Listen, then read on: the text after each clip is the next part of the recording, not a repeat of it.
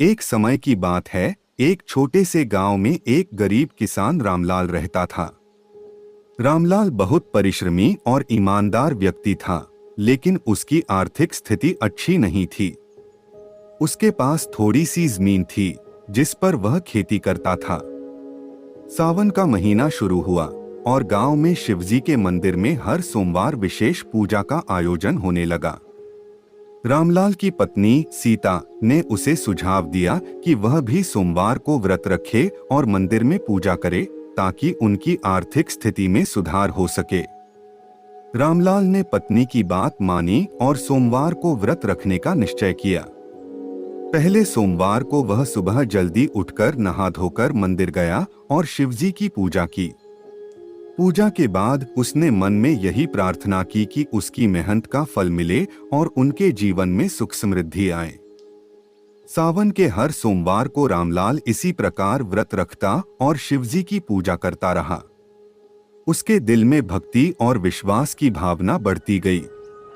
एक दिन पूजा के बाद जब वह घर लौट रहा था, रास्ते में उसे एक बूढ़ा साधु मिला।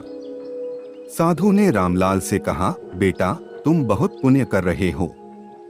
भगवान शिव तुम्हारी भक्ति से प्रसन्न हैं। रामलाल ने साधु की बात सुनकर सिर झुकाया और उनसे आशीर्वाद लिया। साधु ने रामलाल को एक छोटा सा बटुआ दिया और कहा, इस बटुए को संभाल कर रखना, यह तुम्हारे जीवन में समृद्धि लाएगा। रामलाल ने बटुए को घर लाकर सीता को दिखाया। दोनों ने मिलकर देखा कि बटुए में कुछ सिक्के और एक छोटा सा पत्थर था। रामलाल और सीता को यह समझ नहीं आया कि यह कैसे उनकी मदद करेगा, लेकिन उन्होंने साधु की बात पर विश्वास किया और बटुए को संभाल कर रखा। कुछ ही दिनों बाद रामलाल के खेतों में अच्छी फसल होने लगी। उनकी आर्थिक स्थिति में सुधार होने लगा और धीरे धीरे वे संपन्न हो गए। रामलाल और सीता ने साधु का दिया हुआ बटुआ हमेशा संभाल कर रखा और शिवजी की भक्ति में और भी लीन हो गए। इस प्रकार रामलाल और सीता ने सावन सोमवार के व्रत और शिवजी की पूजा के बल पर अपने जीवन को सुखमय बना लिया।